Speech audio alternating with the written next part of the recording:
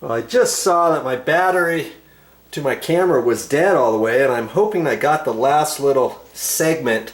I was just talking about turning off the power to here and all that, and now I did that.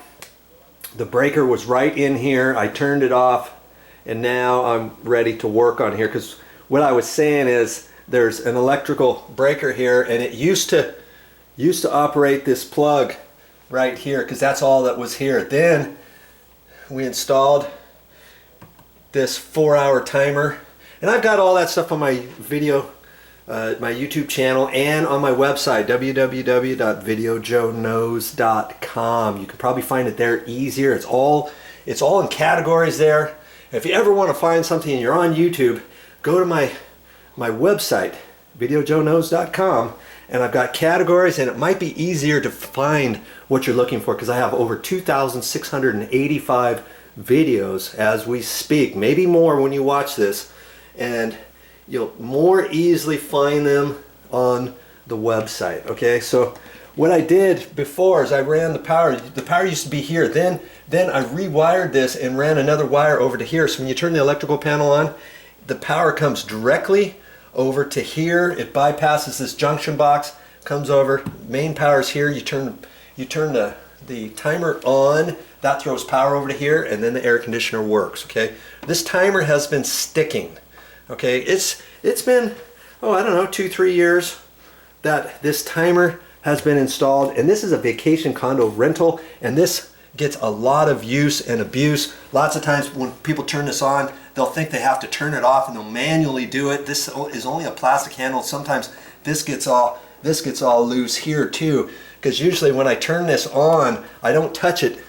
After that, if you have a remote control like this, it's best to then turn the unit on and off and change everything, or most air conditioner units you can adjust everything up there. I don't usually like to then ever touch this again to manually, you know, grind it back and shut it off. And maybe, you know, some people have been doing that too much, and maybe that's why this unit has been sticking. So now what I have to do is I have to pull this off, and yes, I'm not saving any part of it, but I still want to do it properly, and I like to pull it off double like that. Pry on both sides, because you'll find if you're going to pry this side and it's not going to come off, then you pry up here, and then it just keeps rocking.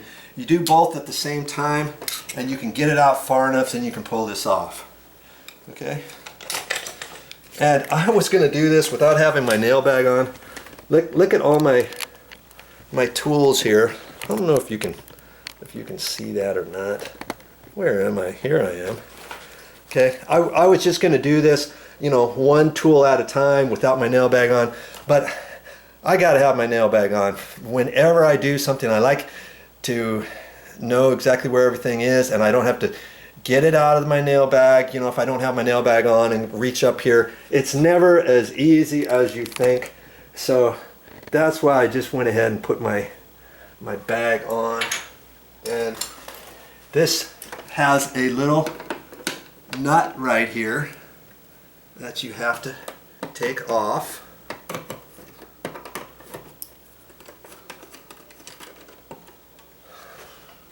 See this? It's just a little pin and thin metal nut. Okay, take that off. Then this comes off here. And now the screws that they give you for this are so small. Gotta always be careful and have a nice sharp screwdriver to take those off. And so now I'm going to pull this out of there. And incidentally, if you mess up the little thin screws that come with it, and if you're putting it into a plastic box, you can always put this in with standard drywall screws, like inch and a quarter. Those are standard, coarse threaded or fine threaded. Usually coarse threaded sheetrock screws go right into these plastic boxes. And I do that every so often, but you know, I say that, but on this timer, that's right, I remember, on this timer, the back of this cover is not really cut out at all. And if I put sheetrock screws up in here, usually the head sticks out so far that when you put this on, it doesn't fit nice and flush up against the wall. It sticks out ever so little, and I don't like doing that. So that's right. That's why I had to make sure I use those little screws just right. Okay.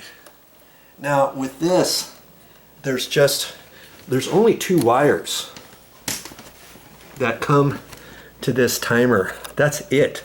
There's no ground wire that's attached to here, and I used a white wire and I put black electrical tape on it, and I wired it in such a fashion out of this other junction box that I've got 2 black wires coming over here. One is the power coming in, one's power going out, and it does make a difference. And this video is not to explain that. There is a load on there.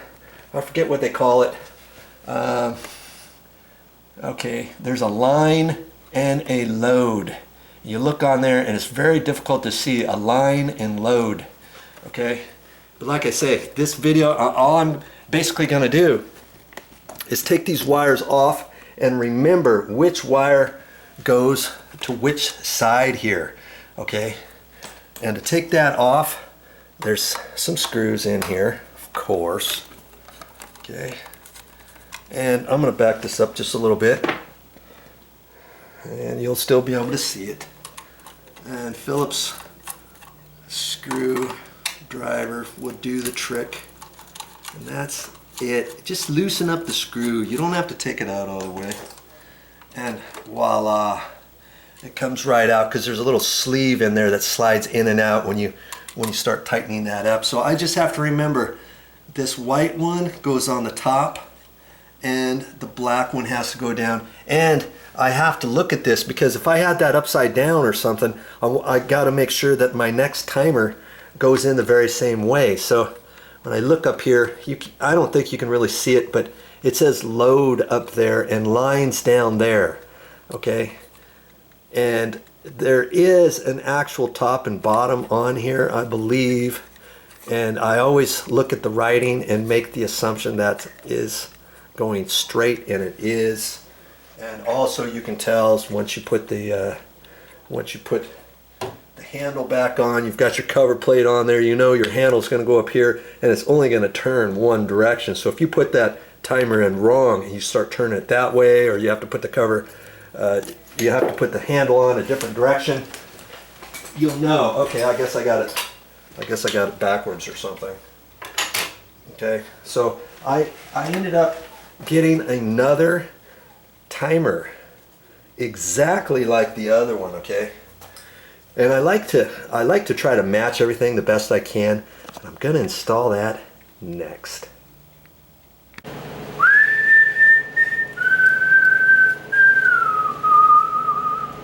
Well, that's it for this time.